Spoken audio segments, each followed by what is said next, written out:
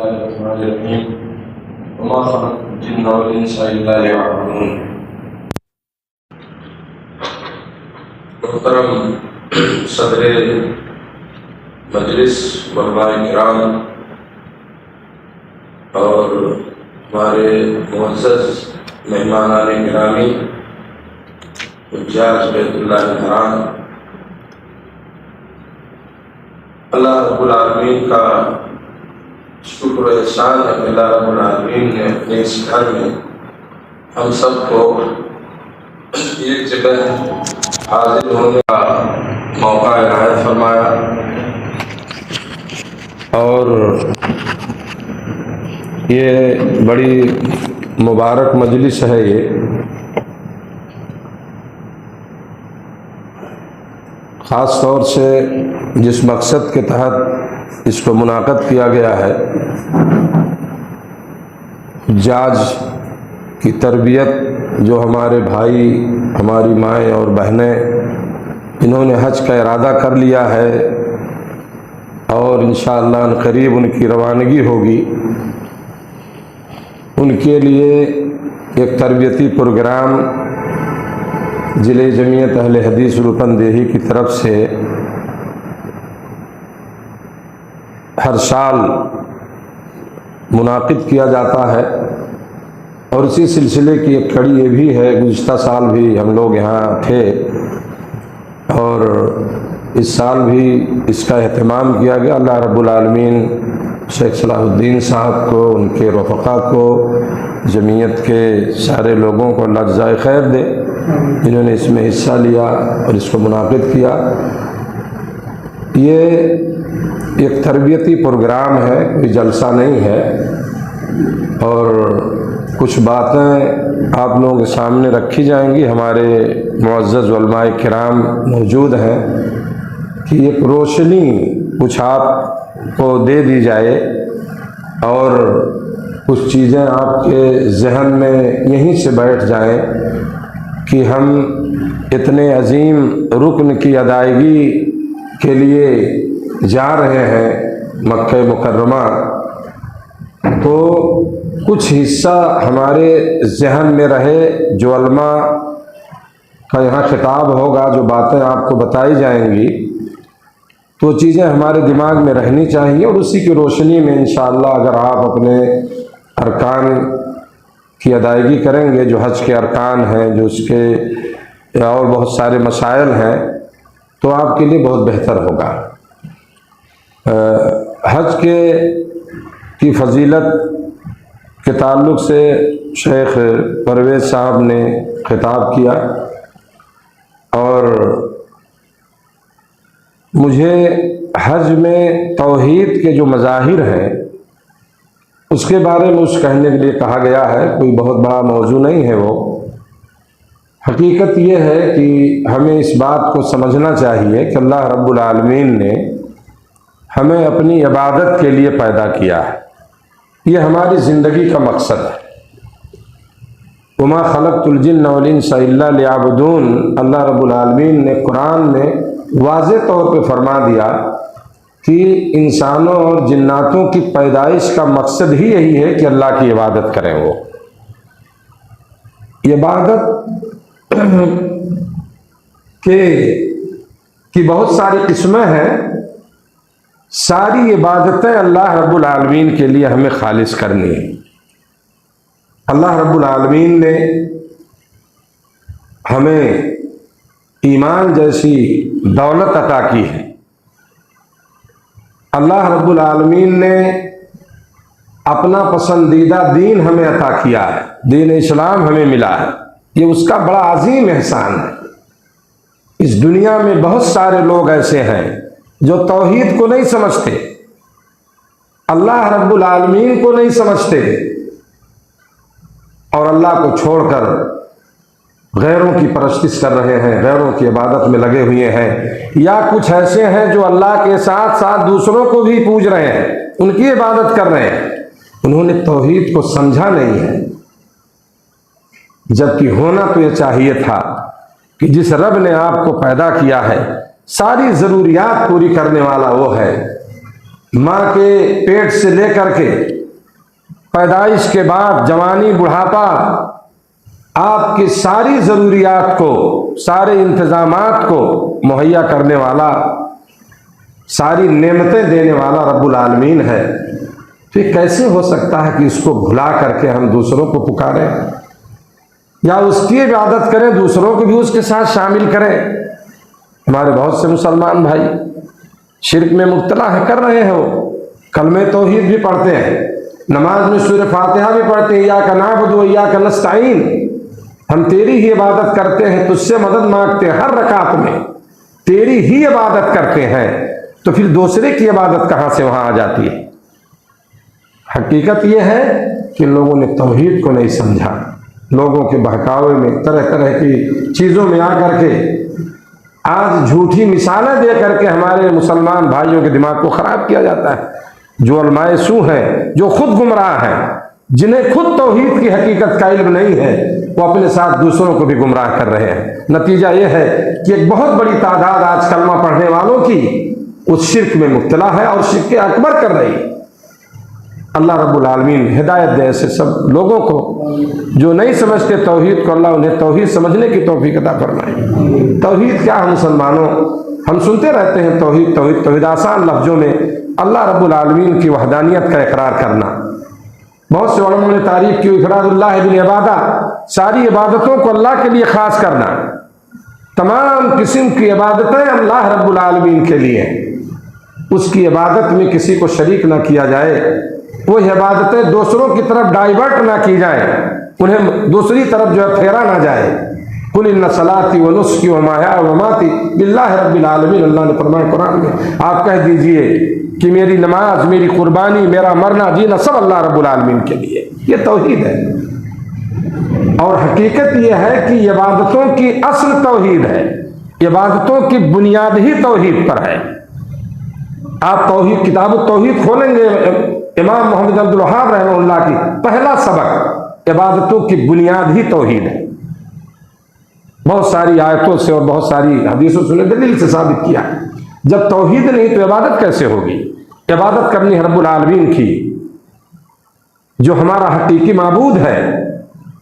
قل هو اللہ احد اللہ الصمد لم یلد ولم یولد ولم یکن له کفوا احد، جس نے اپنے پریچے دے دیا سورہ اخلاص میں کہ اللہ اکیلا ہے، اس کا کوئی ماں باپ نہیں، اس کی کوئی سنتان نہیں، کوئی اولاد نہیں، اس کے برابر کوئی نہیں، اس کے جیسا کوئی نہیں، وہ اللہ ہے، اس کی عبادت کرنی ہے۔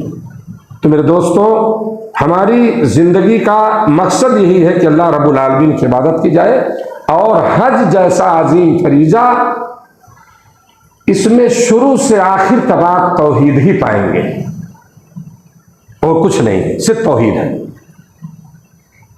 اتنی عظیم عبادت ہے یہ، بہت ساری باتیں علماء نے اس سلسلے میں لکھی ہیں۔ یہ ایسی عبادت ہے مسلمانوں جس میں اللہ رب العالمین کی توحید ہی جھلکتی ہے، اسی کی روشنی آپ کو اس میں ملے گی۔ اللہ رب العالمین نے قرآن میں فرمایا وَلِلَّهِ عَلَى النَّاسِ حِجُّ الْبَيْتِ مَنِ اسْتَطَاعَ إِلَيْهِ سَبِيلًا وَمَنْ كَفَرَ فَإِنَّ اللَّهَ غَنِيٌّ عَنِ الْعَالَمِينَ۔ اللہ رب العالمین کے لیے لوگوں پر بیت اللہ کا حج یہ فرض ہے، جو اس کی طرف جانے کی طاقت رکھتا، جو طاقت رکھتا ہے اس کے لیے حج کرنا ہے، اور اس میں اسے سستی اور تکاہلی نہیں کرنی چاہیے۔ اللہ نے آپ کو مستطیع بنایا، آپ کے پاس مکہ آنے جانے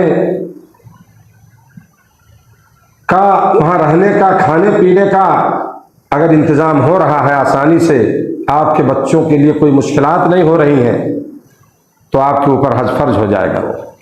اور بہت سے ایسے ہمارے مسلمان بھائی ہیں جن پہ حج فرض ہو چکا ہے، لیکن وہ مختلف بہانوں سے بھی، بیٹی کی شادی ہے تو ان کے یہ کرنا ہے، اب یہ کام نہیں ہوا ہے۔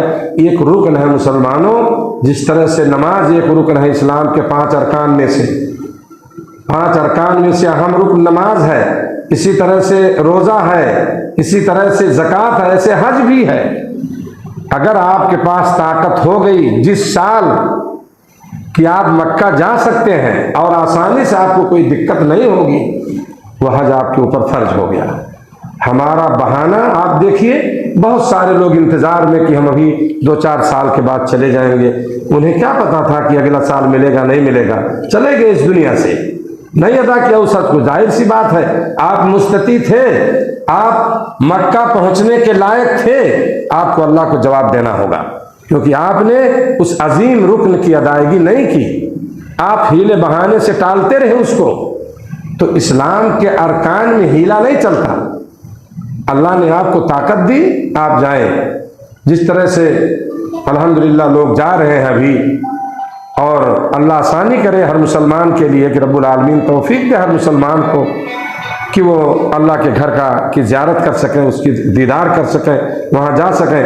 تو بہرحال میں بتا رہا تھا آپ کو کہ حج ایک عظیم رکن ہے، اور اس میں جو ہے اللہ رب العالمین کی توحید کو آپ پائیں گے۔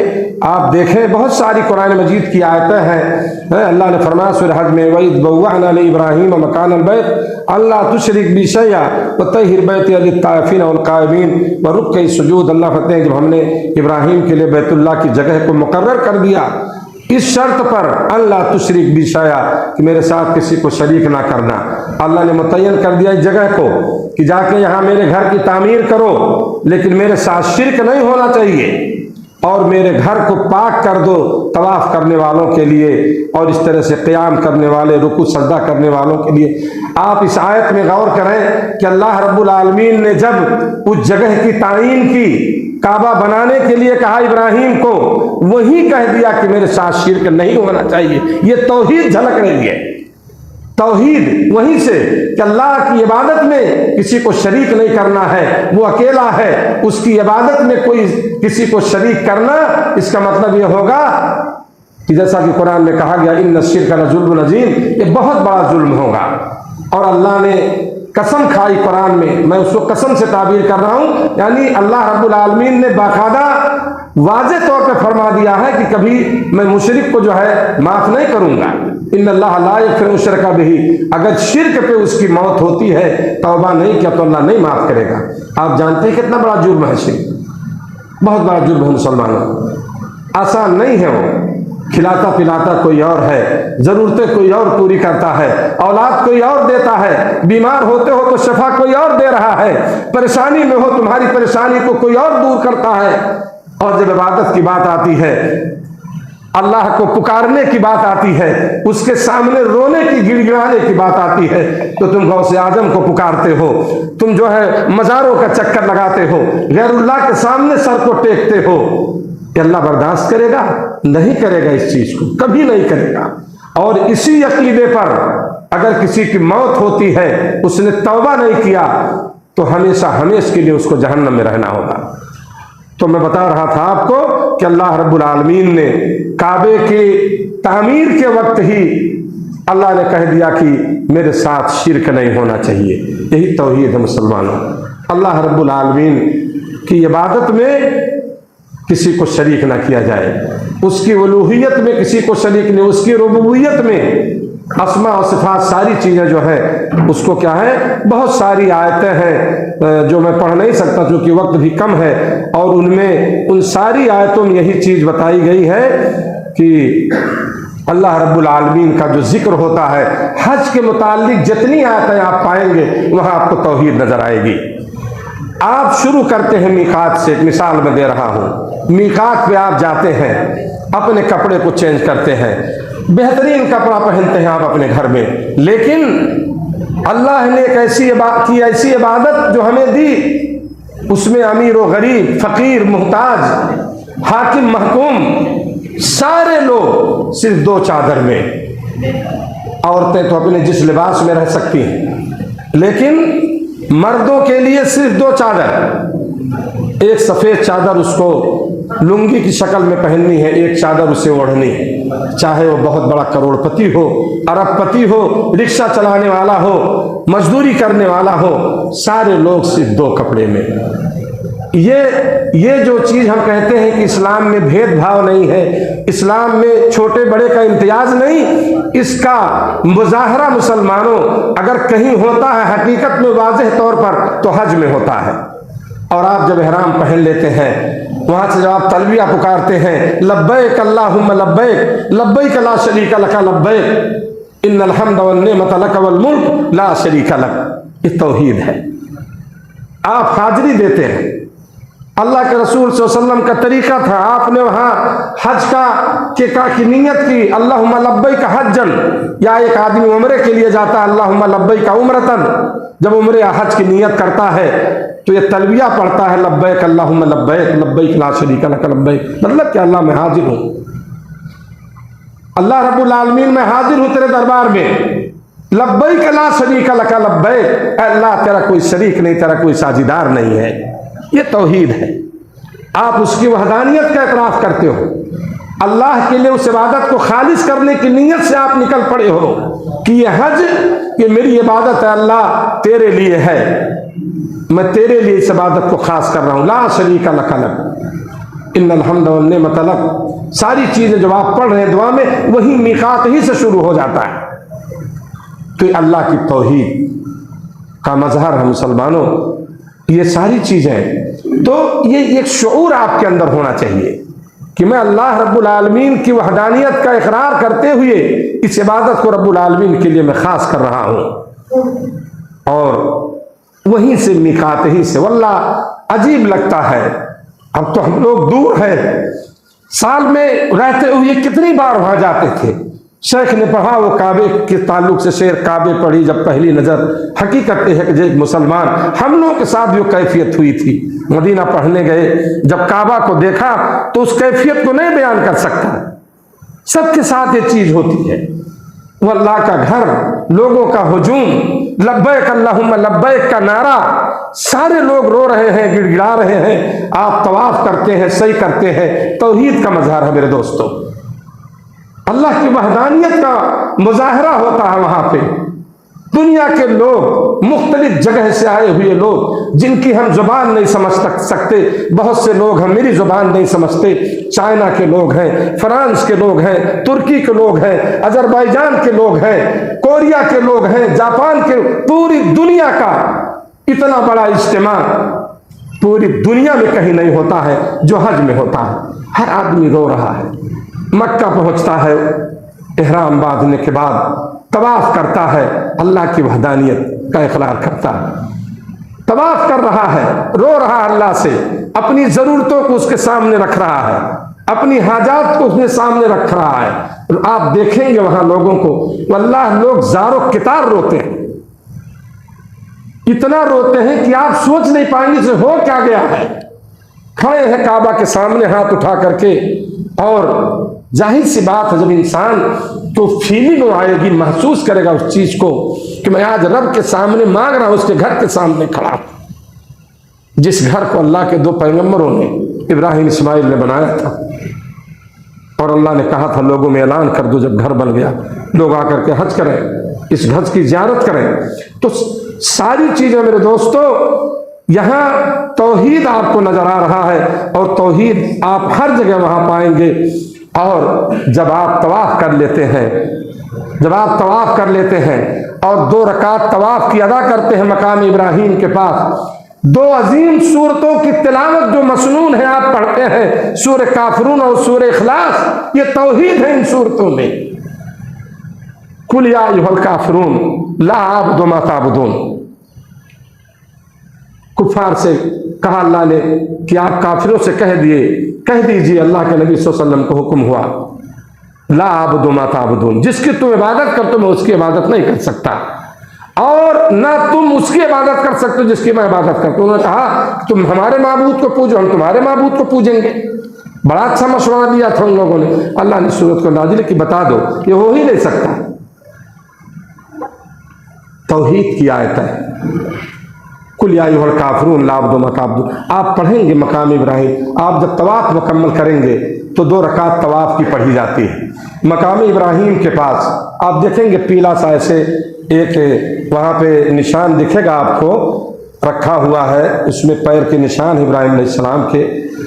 वहाँ मकाम इब्राहिम के पीछे अगर जगह नहीं मिलती है आपको, तो उलमा का जो कौल है इस सिलसिले में, आप कहीं भी मस्जिद हराम में तवाफ की 2 रकात पढ़ सकते हैं। अगर भीड़ भाड़ होगी तो हाँ मत आप रुकिएगा, आप कहीं भी जाके पढ़ लीजिए। اور اس میں مصنون طریقہ یہی ہے، اللہ کے نبی صلی اللہ علیہ وسلم جو کا معمول تھا، پہلی آیت میں سورہ کافرون، دوسرے میں سورہ اخلاص پڑھیں۔ سورہ اخلاص قل هو اللہ احد توحید ہے اللہ کی، قل هو اللہ احد آپ کہہ دیجئے اللہ ایک ہے، اللہ الصمد بے نیاز لم یلد ولم یولد، نہ تو اس سے کوئی پیدا ہوا نہ وہ کسی سے پیدا ہوا ہے، ہم اس کا اقرار کرتے ہیں، یہی توحید ہے۔ آپ وہاں سے جائیں گے صفا مروہ میں، توحید ہے، اللہ کا ذکر آپ کر رہے ہیں، رو رہے ہیں۔ اللہ کے نبی صلی اللہ علیہ وسلم کا طریقہ تھا جب آپ صفا پہ گئے، ان صفا والمروہ من شعائر اللہ فمن حج البیت او اعتمر فلا جناح علیہ ان یطوف بہما ومن تطوع خیرا فإن اللہ شاکر علیم۔ یہ آیت پڑھتے ہو آپ وہاں جائیں، کعبے کی طرف منہ کریں، اور اللہ کے نبی صلی اللہ علیہ وسلم دعا کرتے تھے لا الہ الا اللہ وحدہ لا شریک لہ الملک ولہ الحمد وهو علی کل شیء قدیر۔ نبی کریم صلی اللہ علیہ وسلم کعبہ کی طرف منہ کر کے دعا کرتے تھے، توحید ہے اس دعا میں۔ اور آپ مروہ پہ جائیں گے، وہاں بھی آپ پڑھیں گے انہی دعاؤں کو، کتابیں آپ کو دی جائیں گی، تو سب میں آپ کو توحید نظر آئے گا۔ اسی طرح سے آپ عرفات جا رہے ہیں، وہاں جائیں گے، وہاں آپ دعا کریں گے، وہ اس وقت دن کی دعا رب العالمین قبول کرتا ہے۔ شیخ نے کہا ہمیں بھی اپنی دعاؤں میں یاد رکھیے گا، خصوصاً عرفات میں آپ سارے مسلمانوں کے لیے دعا کیجیے گا، اپنے ملک کے لیے، عالم اسلام کے لیے، اپنے مسلمان بھائیوں کے لیے دنیا میں پریشان حال ہیں، علماء کے لیے، طلباء کے لیے، سب کو اپنی دعاؤں میں شامل کیجیے گا، اللہ دے گا، سنے گا آپ کی دعاؤں کو۔ مومن کی دعا غائبانہ اپنے مومن بھائیوں کے لیے رب العالمین قبول کرتا ہے، جیسا کہ صحیح روایتیں موجود ہیں سلسلے میں۔ توحید ہے وہاں پر، توحید کا مظہر ہے، سب لوگ نعرہ تلبیہ پڑھتے ہوئے جا رہے ہیں۔ آپ دیکھیں گے قافلہ چل رہا ہے، لبیک اللہم لبیک پڑھتے ہوئے، تکبیریں پڑھتے ہوئے لوگ جا رہے ہیں عرفات میں، دعا کر رہے، ہر آدمی رو رہا ہے، تنہا کھڑا ہے، دعا کا وقت ہے، اللہ سے گریہ وزاری کر رہا ہے۔ مسلمانوں یہ ساری چیزیں آپ دیکھیں گے وہاں، سب میں آپ کو توحید نظر آئے گی، اللہ رب العالمین کی وحدانیت ہی نظر آئے گی۔ سارے وہ 30-35 لاکھ کا مجمع سب رب العالمین کی طرف لو لگا کے کھڑا ہے، فریاد کر رہا ہے، اس کی وحدانیت کا اقرار کر رہا ہے، اور اللہ رب العالمین سے مانگ رہا ہے، کیونکہ دینے والا وہی ہے، سننے والا وہی ہے، آپ کی ضرورتوں کو پوری کرنے والا وہی ہے۔ تو آپ عرفات میں خصوصی دعا کیجئے گا، اس دن کی دعا اللہ رائگاں نہیں کرتا، رد نہیں کرتا ہے، اس کا اہتمام کیجئے گا۔ بتائیں گے، وہاں علماء ہوں گے، سارے لوگ رہیں گے، دعا کا وقت ہے، جوہر عصر کی نماز پڑھیں گے ساتھ میں، اس کے بعد جو ہے خاص طور سے عصر کے بعد سے مغرب تک آپ دعا کیجئے، خلوصیت کے ساتھ روئیے، اللہ سے رکھیے اپنی ضرورتوں کو اس کے سامنے، اللہ تعالیٰ ضرور سنے گا اس کو۔ آپ مینا میں جائیں گے، کنکری ماریں گے، ہر جگہ یہ ہے کہ توحید آپ کو نظر آئے گی۔